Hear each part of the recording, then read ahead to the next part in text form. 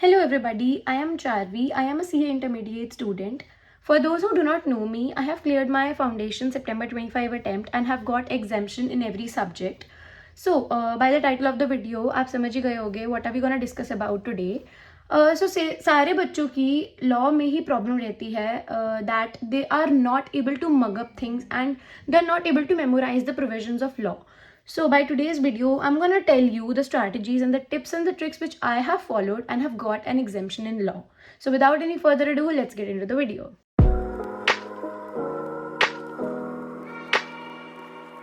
So the very first and the foremost thing which everybody is gonna tell you is the more number of revisions there are, the better it is.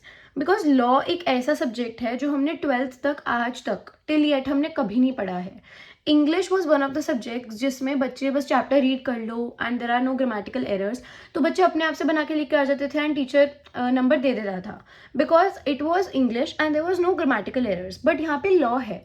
Law के अंदर जो provisions है वो आपको exact keywords और थोड़ी provisions आपको exact exam में लिख के आने पड़ेंगे बिकॉज आप प्रोविजन नहीं बदल सकते अपने आप से, right.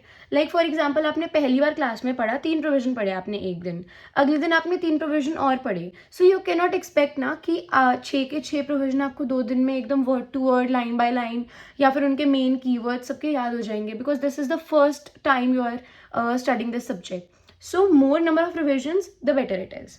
So the second thing is stick to one source. आप अगर 4-5 बुक्स खोल रहे हो सामने बैठ के, right, then you will get confuse at the time of exam कि आप कौन सा सोर्स रेफर करो. I would suggest you stick to the ICI module because ICI वाले कहाँ से क्वेश्चंस बनाएंगे, राइट. ICI के मॉड्यूल से बना लेंगे, PYQ उठा लेंगे, RTP MTP उठा लेंगे. अगर आपने एक बार ICAI का मॉड्यूल से पढ़ लिया and you are able to memorise the keywords, you are able to memorise the chart in your mind map जिसको बोलते हैं. अभी I will show you my mind map जो मैंने बनाया था.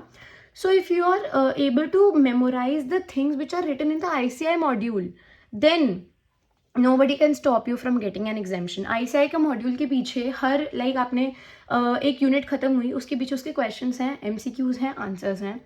Just do those questions, you will get an idea, and after that when you are done with the chapter, when you are done with the unit, अगर आपको additional questions करने हैं, so you can refer to the PYQs and the study material which ICI gives. Alright, so the third thing is answer framing. आपको examiner को अपनी sheet ऐसे दिखानी है कि उसको आपकी शीट देखते ही पता चल जाए कि हाँ इस बच्चे को आता है, इसने पढ़ा है, इसको प्रोविजंस आते हैं. लॉ में भर भर के लिखने के कोई नंबर नहीं है. लॉ में पॉइंटर्स लिखने के नंबर है. अगर आप टू द पॉइंट आंसर लिख के आओगे ना जो उसने प्रोविजन पूछा, फॉर एग्जाम्पल एक पार्टनर रिटायर हुआ, उसने पब्लिक नोटिस नहीं दिया, अब वो बोल रहा है कि वो लायबल होगा या नहीं होगा. आप पूरा लिख के आ रहे हो what is a retiring partner को रिटायर करके क्या क्या करना चाहिए, फिर वो लायबल कैसे होगा. आपको पूरी कहानी नहीं लिखनी, राइट. पेज भरने के कोई नंबर नहीं है. आप सीधा लिखो अगर पार्टनर रिटायर होगा उसको पब्लिक नोटिस देना पड़ेगा. अगर वो पब्लिक नोटिस नहीं देगा then he will be liable. अगर वो पब्लिक नोटिस दे देगा then he will not be liable. सीधा टू द पॉइंट प्रोविजन लिखो, you will get a good score. Answer framing कैसे करनी है? I had framed my answers like पहला is the fact of the case, right. Facts of the case पूरा नहीं लिखना, facts लिख दो सिंपल, राइट. फैक्ट अंडरलाइन कर दो. अंदर आपको क्वेश्चन को समराइज क्रिस्प फॉर्म में लिख दो, भाई क्वेश्चन में ना ये पूछा है. Second will be provision.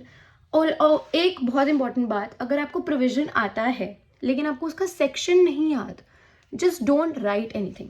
आप सीधा लिख दो according to the provision of this act, उसके आगे पूरा content, right. Just do not write the section. अगर आपने सेक्शन लिखा, मान लो आपने लिख दिया, कोई भी लिख दिया, सेक्शन 1 लिख दिया आपने, राइट, लेकिन अगर वो सेक्शन गलत हो गया तो वो आपका प्रोविजन गलत, पूरा ही गलत हो जाएगा, राइट. क्योंकि सेक्शन 1 में अगर वो प्रोविजन ना ही लिखा हुआ तो you will get a 0 marks.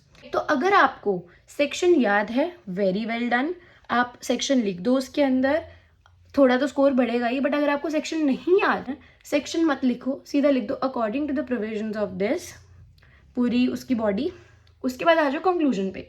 आपने फैक्ट लिख दिया, क्वेश्चन में पूछा क्या है, प्रोविजन लिख दिया कि होता क्या है, अब आपने कंक्लूजन लिख दी उनको दोनों को रिलेट करके कि क्वेश्चन में जो हुई सिचुएशन इस प्रोविजन के अनुसार वो ये कर सकता है, येस या फिर no. Simple. The examiner wants a crisp answer. Very important thing is underline the keywords, ताकि उसको सिर्फ कीवर्ड्स देके वो टिक मार दे सीधा, right. Underline the keywords and मान लो आपका आधे पेज में आंसर खत्म हुआ, just don't start your answer from that page, अगले पेज से शुरू करो. Alright, so now I am gonna show you my mind map which I have created. अगर आप हर चैप्टर को एक क्रिस्प फॉर्म में अपने नोट्स बना लो, आई वुड सजेस्ट यू कि कलरफुल पेन यूज़ करना, क्योंकि अगर कलरफुल पेन से आप यूज़ करते हो ना, आपके नोट्स ऐसे सुंदर सुंदर दिखते हैं, तो आपको मन भी करता है पढ़ने का, राइट. अगर स्टेशनरी अच्छी अच्छी हो तो लिखने का भी मन करता है. तो just make your notes beautiful and nice, कि आपको पढ़ने का मन करे वो. So I am gonna show you my mind map. जैसे देखो, मैंने ये है इनकेपेबल पार्टीज़ का ICA का माइंड मैप. ICA का माइंड मैप में यहाँ पे जैसे देखो, इनकैपेबल पार्टीज़ में आपके माइनर आता है, अनसाउंड माइंड आता है, और पर्सन डिस्क्वालीफाइड बाय लॉ में जो 5 पॉइंटर्स होते हैं वो होते हैं, राइट. अब ये पूरा यूनिट है ICI के मॉड्यूल में, राइट. बट ये मैंने एक पेज में कवर कर दिया. इतने क्रिस्प कर दो अपने नोट, इतने क्रिस्प कर दो कि जब आप एग्ज़ाम देने जाओ उससे पहले अगर आप एक बार पढ़ लोगे तो आपकी पूरी यूनिट हो जाए. बस इतने से पेज में ये पूरे इनकेपेबल पार्टीज़ है, राइट. अब जैसे देखो, यहाँ पे नेचर ऑफ कॉन्ट्रैक्ट्स हैं. These are the types of contracts which I have written. इसमें सारे कॉन्ट्रैक्ट्स हैं on the basis of validity, on the basis of enforceability, on the basis of formation. ये सारे कॉन्ट्रैक्ट हैं. लिटरली टाइप्स ऑफ कॉन्ट्रैक्ट्स का इतने सारे pages भर रखे हैं आपने ICI के मॉड्यूल में, राइट. तो दैट इज़ जस्ट एक्सप्लेनेशन ताकि बच्चे को समझ आ जाए. बट अगर एक बार आपको समझ आ गया, आप वापस सेम चीज़ों को, सेम एग्जाम्पल्स थोड़ी पढ़ोगे. Just remember the case laws, क्योंकि एग्जाम्पल्स तो आपको आते ही हैं. मेन है डेफिनेशंस. अगर पेपर में पूछ लिया what is the difference between implied contract and express contracts, तो ये आपके नोट्स इतने क्रिस्प होने चाहिए, राइट. ताकि एग्जाम से अगर एक दिन पहले आप चैप्टर रिवाइज करना चाहो हाफ एन आवर में, लाइक फॉर एग्जाम्पल, तो you are able to do it smoothly. Alright, so these were the notes जो मैंने बनाया है अपने. These were basically the mind map. अगर आप ऐसे माइंड मैप नहीं बना सकते and you are unable to make the flow charts, then you can just make short notes out of it, जो कि आप सीधा लाइन वाइज शीट में पढ़ सकते हो. Let me show you that. मैंने यहाँ पे जो शॉर्ट नोट्स में बनाया है, जैसे बेलमेंट 2 होती है, ग्रेचुटस नॉन ग्रेचुटस, राइट. तो देखो, मैंने बेनिफिट और रिवॉर्ड के बेस पे ग्रेचुटस नॉन ग्रेचुटस. ड्यूटीज ऑफ बेलर में भी 4 ड्यूटीज़ है, जैसे उसके अंदर ग्रेचुटस नॉन ग्रेचुटस इसमें सारे डिवाइड कर दिए.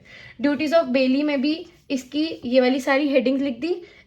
ये जो पिंक पेन से लिख रखे हैं, दीज आर द कीवर्ड्स जो हेडिंग के अंदर हैं, सो दैट अगर मैं बाद में अपने नोट्स पढ़ूँ तो मेरे को समझ आ जाए कि इस हेडिंग के अंदर का कंटेंट था क्या. So these are the basic road maps and the flow charts and the notes which you can make to ease your exam pressure, ताकि आपको एंड मोमेंट पे ऐसे हड़बड़ी ना हो कि हम अब बुक में से इतने बड़े मॉड्यूल में से पढ़े क्या.